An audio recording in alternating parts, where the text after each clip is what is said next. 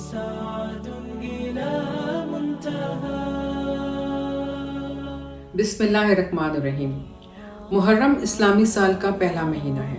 اللہ رب العزت نے جو کائنات بنائی ہے اس میں ایک نظام بنایا ہے. اس کے تحت یہ 12 مہینے بنائے ہیں پروردگار نے. یہ کائنات کو بنانے سے پہلے ہی اللہ تعالیٰ نے ان کو واضح بھی کر دیا تھا اور ان کے نام بھی طے کر لیے تھے. ان 12 مہینوں میں سے 4 مہینے وہ ہیں جن کو حرمت والے مہینے کہا جاتا ہے، جو ہیں رجب، ذیقعدہ، ذی الحج اور محرم. محرم الحرام جو کہ حرمت والا مہینہ ہے، اس کی فضیلت یہ ہے کہ اسلام سے قبل بھی اس کی فضیلت اسی طرح سے قائم تھی، اور وہ کفار جو آپس میں ہر وقت جنگ و جدال میں مصروف رہا کرتے تھے، وہ اس مہینے میں اپنی جنگوں کو، اپنے جھگڑوں کو چھوڑ دیا کرتے تھے اور اس کی حرمت کا پاس کیا کرتے تھے. اور پھر جب نبی کریم صلی اللہ علیہ وآلہ وسلم تشریف لائے اور آپ نے مدینہ ہجرت فرمائی اور یہ دیکھا کہ وہاں پر جو یہودی ہیں وہ 10 محرم کا روزہ رکھتے ہیں، تو آپ صلی اللہ علیہ وآلہ وسلم نے ان سے پوچھا، جس پر یہودیوں نے کہا کہ ہم شکرانے کے طور پر 10 محرم کا روزہ رکھتے ہیں کیونکہ اس دن حضرت موسیٰ علیہ السلام کو اور بنی اسرائیل کو فرعون سے نجات ملی تھی. تو آپ صلی اللہ علیہ وآلہ وسلم نے فرمایا کہ ہم موسیٰ علیہ السلام کے زیادہ قریب ہیں اور ہمارا بھی یہ حق بنتا ہے کہ ہم بھی روزہ رکھیں، لیکن چونکہ آپ لوگ 10 محرم کا روزہ رکھتے ہیں تو اس لیے ہم نہیں چاہتے کہ کوئی مماثلت ہو، تو ہم 9 اور 10 2 دن کا روزہ رکھیں گے. اور آپ نے اپنے صحابہ کرام کو تاکید کی کہ 9 اور 10 محرم کا روزہ رکھو، اور جو بھی یہ روزے رکھے گا یا اس مہینے میں کوئی ایک بھی روزہ رکھے گا تو اللہ رب العزت اس کے پچھلے سال کے تمام گناہوں کو معاف فرما دیں گے. اس کی ایک فضیلت یہ بھی ہے کہ جو حضرت علی کرم اللہ وجہ الکریم کے روایت سے ہمیں پتہ چلتی ہے.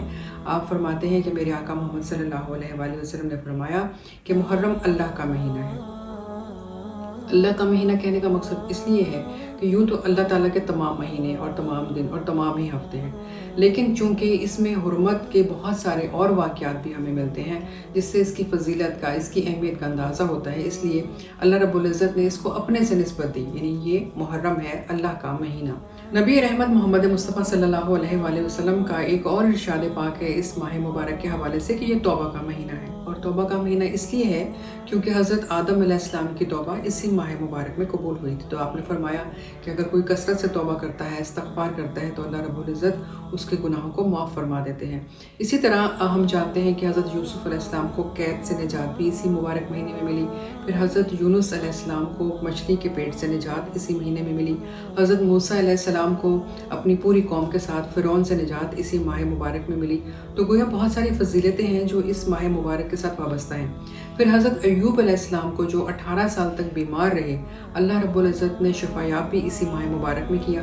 گویا اگر کوئی بیمار ہے اور اس ماہ مبارک میں وہ کثرت سے دعا کرتا ہے اپنی صحت یابی کی یا ان لوگوں کی صحت یابی کی جو بیمار ہیں، ان کے پیارے، اور حضرت ایوب علیہ السلام کو وسیلہ بنا کے دعا کرتا ہے، تو یقیناً اللہ رب العزت ان کی دعاؤں کو قبول فرماتے ہیں.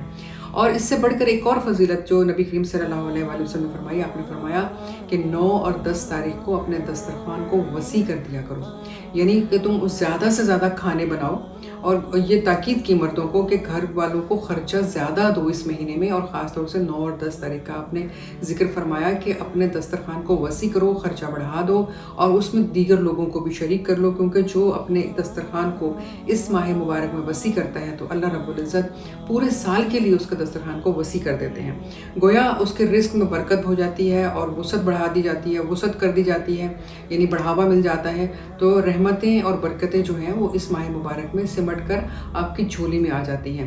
لیکن شرط یہ ہے کہ آپ اس چیز سے واقف ہوں کہ آپ نے کس طرح سے توبہ استغفار کرنی ہے، کس طرح سے اپنے ان فضیلتوں کو سمیٹنا ہے اور اپنے رب کا شکر ادا کرنا ہے. سب سے بڑھ کر اس ماہ مبارک کو جو فضیلت ملی یا جو رتبہ ملا یا اس کو جو حرمت والا مہینہ کہا گیا، اس میں ہم ایک شخصیت کا نام لیے بغیر اس کو مکمل نہیں کر سکتے. وہ ہے امام علی مقام حضرت امام حسین علیہ السلام.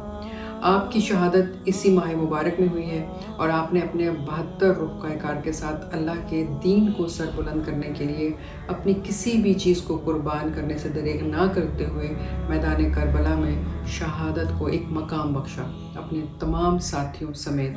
اور یہ کوئی چھوٹا یا معمولی واقعہ نہیں تھا، یہ اسلام کی سربلندی کے لیے، اللہ کے دین کو حق ثابت کرنے کے لیے، جو کہ ہے ہی حق، حضرت امام حسین علیہ السلام نے اتنی بڑی قربانی دی۔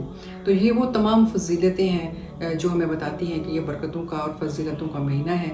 اس میں ہم نے ان تمام انبیاء کرام کو بھی یاد کرنا ہے، ہم نے توبہ بھی کرنی ہے، اپنے دسترخوان کو وسیع بھی کرنا ہے، اور امام عالی مقام نے جو پیغام دیا اس پیغام کو بھی ساتھ لے کے چلنا ہے کہ جب دین کی بات آ جائے، جب اللہ کی بات آ جائے، اس وقت ہم نے یہ نہیں سوچنا کہ کون سی چیز اہم ہے، بلکہ جو بھی چیز قربانی مانگ رہی ہو ہم نے اسے اللہ کی راہ میں قربان کر دینا ہے اور اللہ کے سامنے سرخرو ہونا ہے۔